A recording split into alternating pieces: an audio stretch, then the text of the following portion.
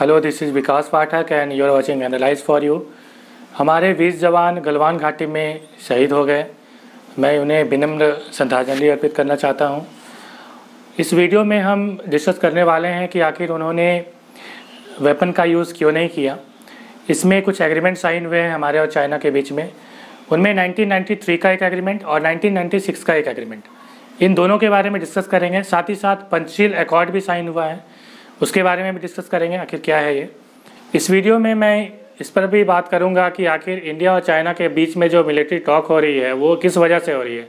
इसमें कुछ आर्टिकल्स होते हैं, कुछ एग्रीमेंट होते हैं, उन्हें आपको या तो एग्ज़ाम में लिखना होता है या आपको जानना ज़रूरी है। ठीक है, मैं उनके बारे में भी इसमें डिस्कस करूँगा। तो मैं स्टार्ट करता हूँ 7 सितंबर 1993।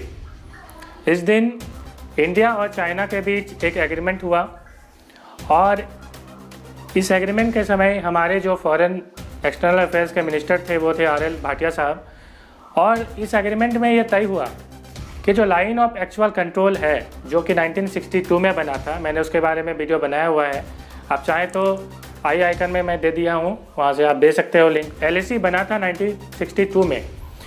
तो उसमें जितने भी डिस्प्यूट्स हैं वो आपस में मिलकर बैठकर सुलझा लेंगे और इसके लिए एक जॉइंट जो है वर्किंग ग्रुप बनाई जाएगी दोनों तरफ, और वो आपस में म्यूचुअल जो है इंफॉर्मेशन साझा करके क्या डिस्प्यूट्स हैं, क्या इसमें सही हो सकता है, करेक्शन हो सकता है, तो मिल बैठ के सुलझाने की बात हुई। साथ ही साथ इसमें यह भी तय किया गया कि LAC line of actual control में काफ़ी कम जो फोर्सेस हैं वो रखी जाएंगी। मोटा मोटी ये इसमें रखा गया।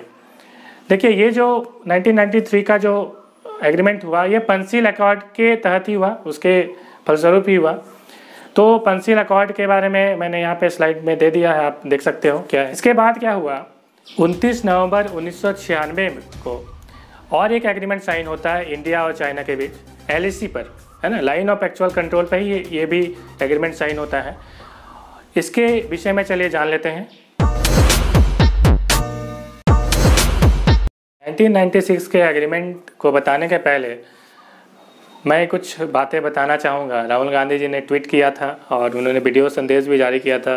श्रीमती सोनिया गांधी जी ने भी वीडियो संदेश जारी किया है। तो यहाँ पे मैं ट्वीट लगा दे रहा हूँ, क्या ट्वीट किया है, उनको कितना भरोसे में लेते हैं या उनकी बातों को कितनी वैल्यू देते हैं लोग, वो आप कमेंट सेक्शन में मुझे बताएं। देखिए, 1993 और 1996 में जो एग्रीमेंट हुआ था वो तो कांग्रेस के समय में ही हुआ था। तो या तो इनको इनकी हिस्ट्री पता नहीं है या ये भ्रम फैलाने का जो है प्रयास कर रहे हैं, दोनों में से कुछ भी हो सकता है। तो ऐसे दुग्गल साहब कभी पॉलिटिकल एडवाइज़र बन जाते हैं तो कभी इकोनॉमिस्ट बन जाते हैं। खैर, इन बातों को रहने दीजिए। तो चलिए 1996 में जो एग्रीमेंट हुआ था उसकी ओर चलते हैं।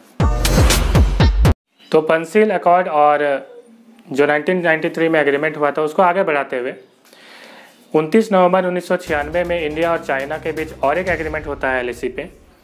तो उसमें कुल 12 आर्टिकल होते हैं और अभी रेफरेंस में सबसे ज़्यादा इम्पॉर्टेंट जो आर्टिकल है उनके बारे में डिस्कस कर लेता हूँ और जिनका यूज़ हुआ है यहाँ पे दोनों देशों के बीच मिलिट्री जो बातचीत है उसमें, और अभी जो शहीद हुए हैं उनमें जो उन्होंने वेपन का यूज़ नहीं किया है उसके संदर्भ में मैं यहाँ पे बात करना चाहूँगा।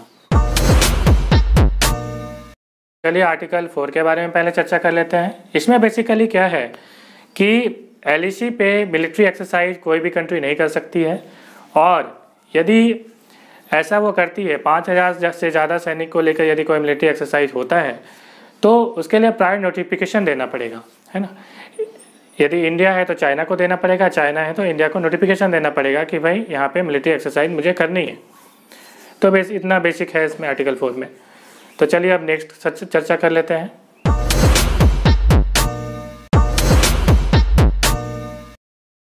देखिए, आर्टिकल 6 में ये साफ लिखा हुआ है कि इंडिया और चाइना दोनों में से कोई भी LAC पर हजार्डस जो वेपन है उसका यूज़ नहीं कर सकती है। हाँ, एक कंडीशन में कर सकती है। आर्टिकल 4 में मैंने जैसे कहा कि दोनों को मिलिट्री एक्सरसाइज करने का अधिकार है लेकिन प्रायर नोटिफिकेशन देना पड़ेगा, तो उस कंडीशन में कर सकती है। लेकिन फिर वही बात आती है, नोटिफिकेशन देना पड़ेगा, तो वो मिलिट्री एक्सरसाइज के अंदर होता है ना। नॉर्मल कंडीशन में ऐसा आप नहीं कर सकते हो, ठीक है। तो आर्टिकल 6 तो जिसके कारण जो है आर्टिकल 6 के कारण उसका यूज़ करते हुए हमारे जवान जो है शहीद हो गए, और यहाँ पे स्टोन के वजह से जो अटैक हुआ, और कई वजह है, वहाँ पे गलवान वैलीज़ हैं और भी कई इंसिडेंट हुए हैं हो सकता है, तो उसके वजह से जो है शहीद हो गए हमारे जवान। तो ये बेसिक रीज़न है आर्टिकल 6। जहाँ तक बात है, मैंने कहा कि दोनों के बीच, इंडिया और चाइना के बीच जो मिलिट्री टॉक हो रही है वो किस आर्टिकल के तहत हो रही है। वहाँ पे साफ लिखा है कि जितने भी आर्टिकल हैं यहाँ पे, आर्टिकल 1 to 12 में जितने भी प्रोविज़न बनाए गए हैं उसको फुलफ़िल कराने के लिए एक जॉइंट वर्किंग ग्रुप जो है बनाई जाएगी दोनों साइड के लिए, और वो आपस में मिलजुल कर जो है इसे इम्प्लीमेंट कराने की कोशिश करेगी। और बातें जो किस टाइप से होंगी, दोनों के बीच में जो टॉक्स होंगी वो होंगी मिलिट्री और डिप्लोमेटिक वे में, है ना। मीन्स मिलिट्री का कोई जो है रिप्रेजेंटेटिव उसमें बातचीत कर सकता है या डिप्लोमेट कर सकता है। तो इस तरह से बातें हुई। इसमें जानने को और भी काफ़ी चीज़ें हैं, एक वीडियो में मैं सारी चीज़ें जो है समेट नहीं पाया, तो आने वाली वीडियोज़ में मैं उसकी अपडेट दे दूँगा। और यदि आपने चैनल को सब्सक्राइब नहीं किया है तो ज़रूर इस चैनल को सब्सक्राइब कर लें, और लाइक और शेयर करें यदि मेरी बातें आपको पसंद आई हों या आपको इन्फॉर्मेशन कुछ मिली हो। धन्यवाद।